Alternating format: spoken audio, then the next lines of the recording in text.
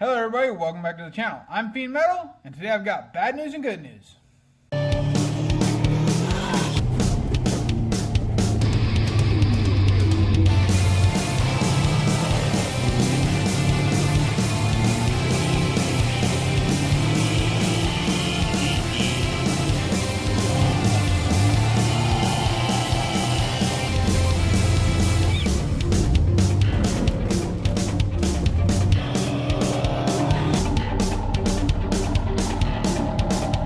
Alright, so yeah, bad news and good news. Bad news is, we're not going to get a whole lot done on the car because the first thing I have to do is clean up the mess.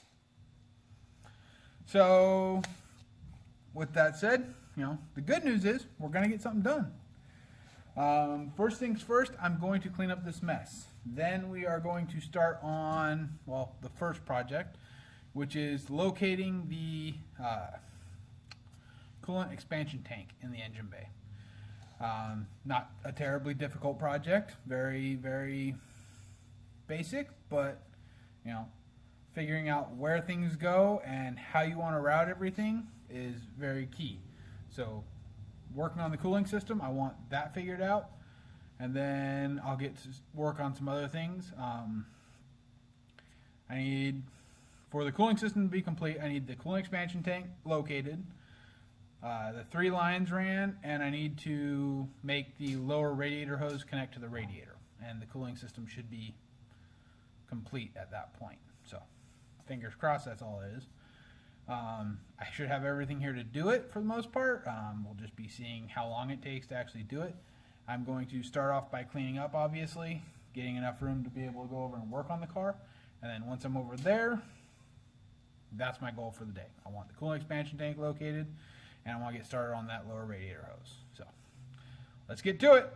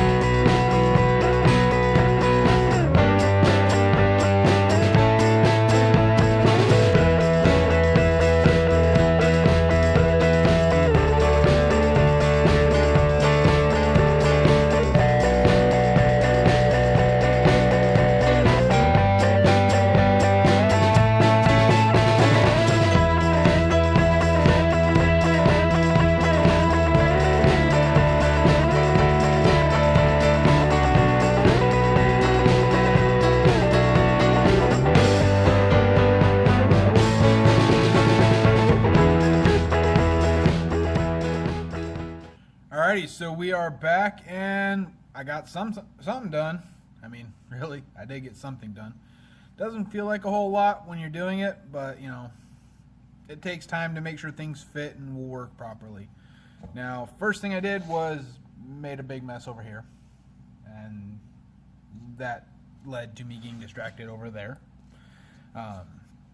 One of the things I'm going to add to the shop soon is another workbench. So similar in design to my workbench over there that I do all the fabrication work on. I want to add another one over there for more work and vertical storage for tools and stuff like that. Just increase my ability to use my space, get rid of those plastic garbage ones, and go through everything on that shelf and just get it out the door. I don't need, there's a lot of stuff over there that I don't need and I'm not going to use, but there's also a lot of stuff over there that is just, it needs to be stored more properly, I guess. I've got 2 rear differentials sitting on there, and they're actually bowing out the center of one of those tops. So, yep, I really need to come up with a new storage over there. Plus, I'll be able to actually go vertical and make a lot more use out of that space. Now, other than that, what else did I get done? Oh, I got this done. So, first things first, here's a picture of the expansion tank sitting in the car.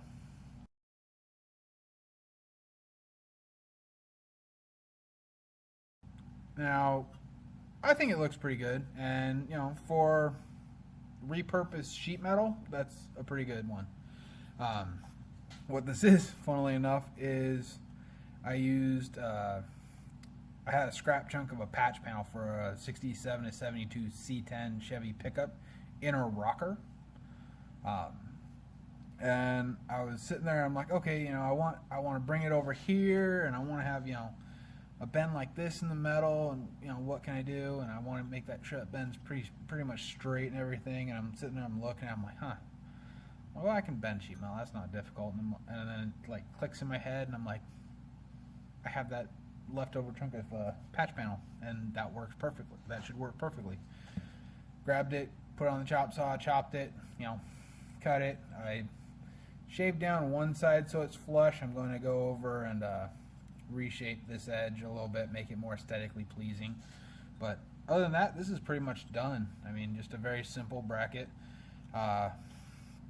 I did drill out the actual bracket on the expansion tank so that it will accept the nutserts. So that way the nuts go in from the back side, and when you're looking at it from the front, you just see that at most.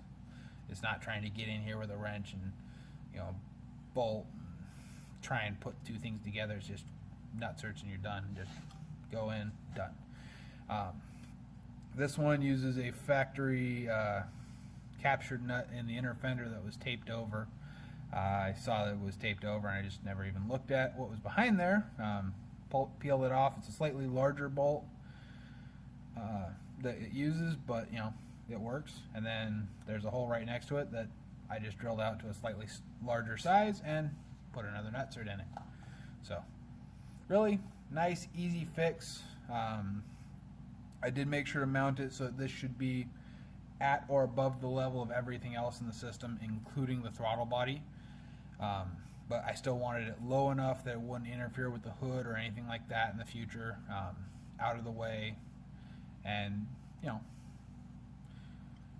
where it wouldn't be like in the way of like my air intake or anything. I have to think about all this stuff, and there's only a certain number of spots where you can actually put stuff and not have it get in the way.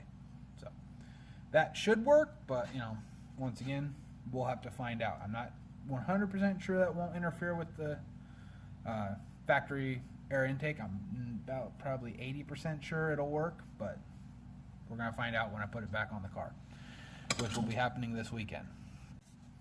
Alrighty, so I had to take a phone call real quick. Now, the next thing I worked on after doing the expansion tank was this.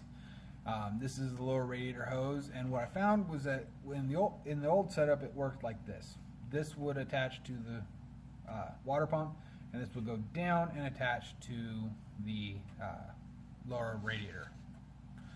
So looking at this actually led me to finding another slight issue that I'm going to have to address, but I can talk about that as soon as we're done talking about this.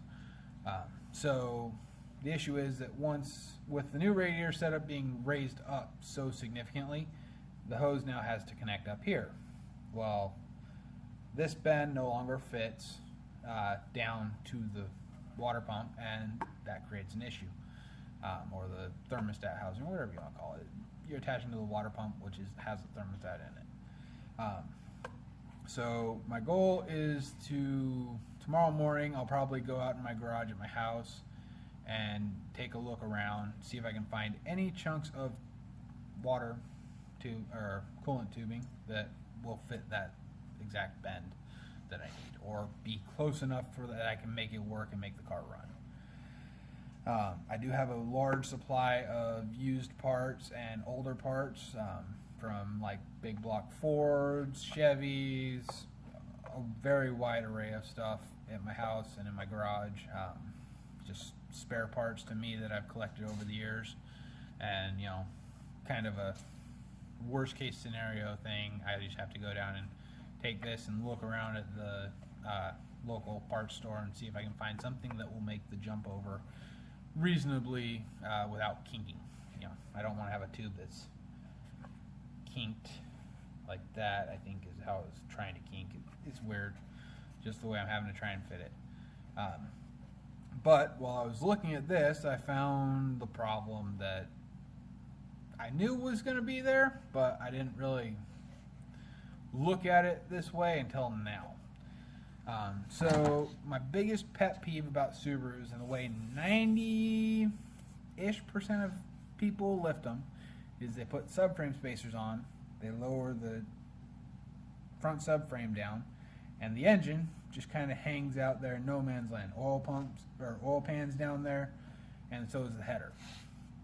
Now, I said I'd never do that. You know, I hate the look of it and everything. That's not acceptable in my eyes. And I haven't done that. There's no subframe spacers on my car.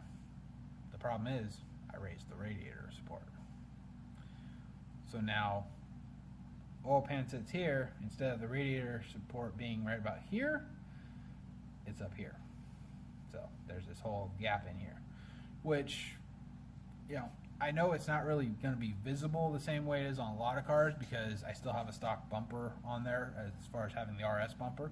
So you won't be able to like see that the oil pan's down there, but I'll know it's down there, and that's going to bug me.